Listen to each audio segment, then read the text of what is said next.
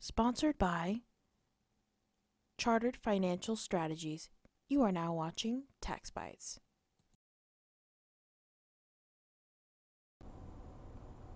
All right, welcome to another episode of Tax Bites. And today we're going to start kind of a series that goes into tax problems or tax resolution issues. And there's really two basic forms. There's others than that, but they tend to revolve around one of two things. One is your return is being examined in some fashion by the IRS for what's on it, what's claimed on it, income, expenses, whatever deductions, and you're having to go through a process to substantiate what you claimed. The other one is you owe money to the IRS. You file a return, whatever, or you came up with an audit and now you owe money and it's gone unpaid. And collections is the second one, we call it Irs Collection Issues, where they're collecting money from the taxpayers or our clients. And that's the larger type of tax problem that we encounter, are people owing money to the IRS and having to go through some process to resolve that tax debt.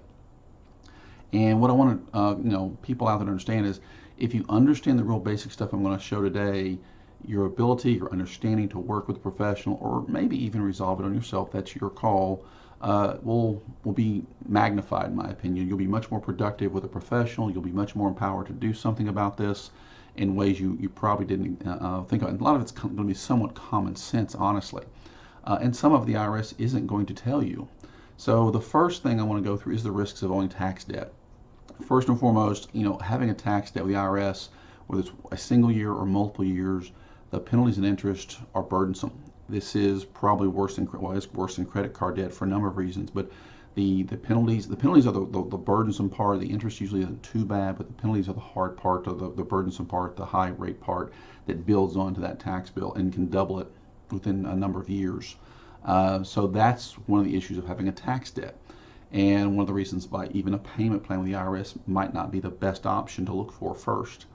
Also, the IRS has the right to say, I'm going to secure this debt with your assets. They can file liens with your county clerk, reporting that you owe whatever number of dollars it is. Now, their policy is usually $10,000 and up is where they'll start filing a lien, but law, I think they can do what they want.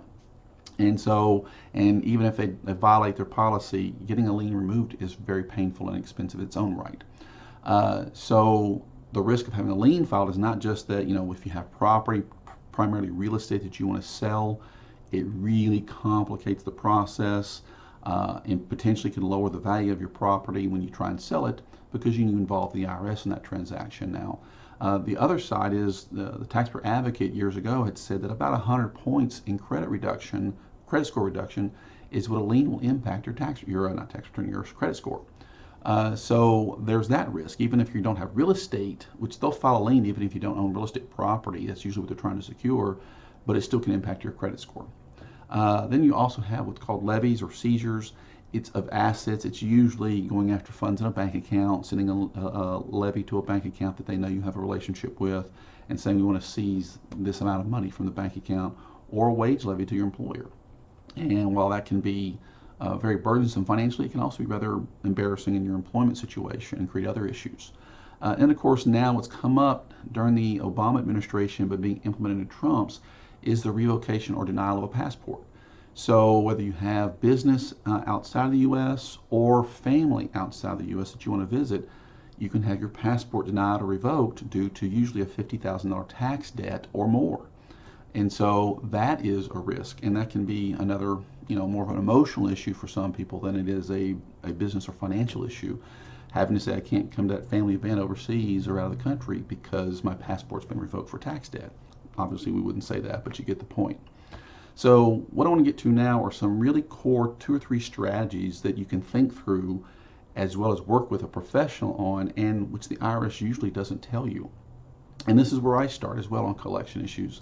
The first one is, let's stop the behavior causing the tax debt.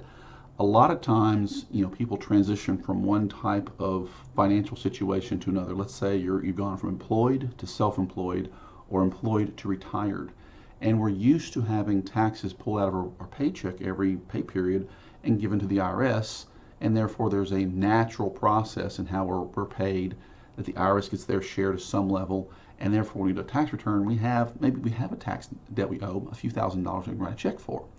Well, you go to self-employed and no one does that. You have to do that yourself, and a lot of people don't, and therefore they end up coming owing money they don't have to pay with when it comes to April 15th. And so now they have a tax debt, and they reach into the current year's money to pay last year's debt, only create another problem because they're not saving money for the current tax debt. So we need to stop that tax debt behavior by saying, okay, you owed for last year, but let's not create the problem this year. Let's be sure we pay this year's debt first. So it's 2020 and you haven't made an estimated payment. Let's make some estimated payments for 2020 and be sure you're not creating a problem this year. And we'll deal with the last year's debt, the 2019 debt, through other means. But we don't want to have a 19 and a 20 debt, so to speak. So that goes into estimating current year taxes and then developing a plan to pay those estimated taxes. But we've stopped that behavior and said it's only from this year to this year, it's only this 1 year. And that is where a lot of problems just continue on in tax debt problems, because we take current year money and apply it to prior year debt, and we don't take current year money to pay current year taxes. And that's the number one behavior we must start with right there. And that will be a long-lasting strategy. If you work with that, you'll be surprised how much things go much better from there. The second core strategy is look to resolve this outside of the IRS without using the IRS as much as possible. And that means going to personal funds, savings accounts, especially for smaller tax debts, $10,000, $20,000. And yes, those are small by comparison to what we typically deal with. And you can take retirement funds, and that may mean something where it's a loan out of a 401k, or maybe we do take an early distribution and say we need $50,000, but maybe we are going to take 65 to put 15 towards taxes and 50 towards the debt.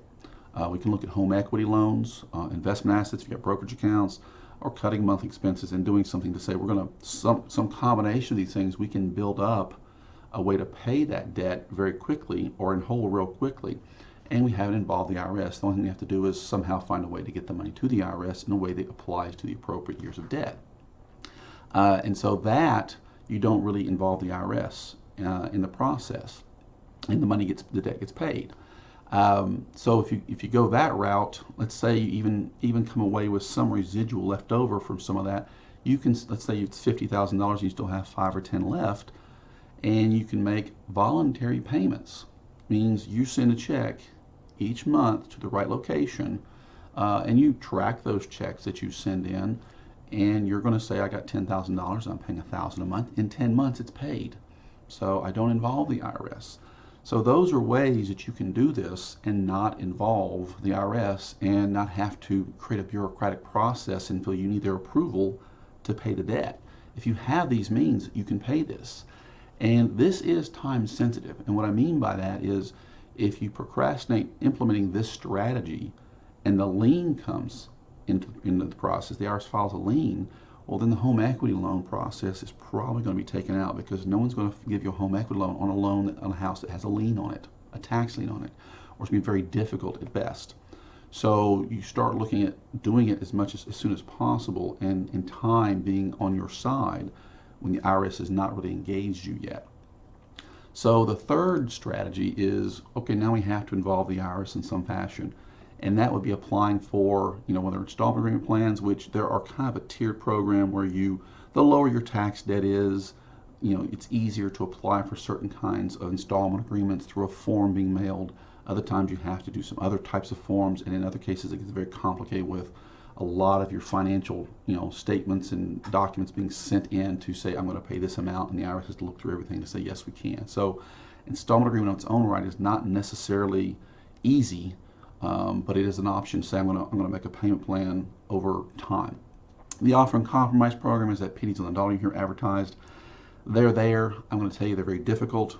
30% approval rate, I think, is what they're at, with I think a 75% default rate, meaning you don't follow the program completely and then you default within the 5-year period. Therefore, you're back to where you started. But it is out there. And of course, there's innocent spouse, and there's other things that can be done in some aspect of working with the IRS to resolve that debt. But your cost of working with a professional, as well as the emotional and involvement in you to make this a priority and get it done, arises tremendously when we go there. Which really brings in another third strategy, or 3A, 3B if you want to call that, and that's a combination of strategy 2 and strategy 3, where you've done something to where you have paid a large portion of the debt down to bring it down to something less complicated to deal with the IRS, but you still have something you can't fund even through voluntary payments within a year time frame. You may go to an easier installment agreement plan, which might be something that we can file a form in and get you set up rather quickly, and so forth. All of these would reduce the risk of liens being filed, levies being made, as well as passports being pulled, interest accruing, all that kind of penalties accruing, all that stuff. So all this is just a very simple, straightforward way of dealing with your debt. Even if you're going to work with a professional like myself or some other one, this perspective changes the game dramatically for most collection clients. So hope this has been insightful. Hope you can at least learn something. So as always, please like, subscribe, share, and have a good day.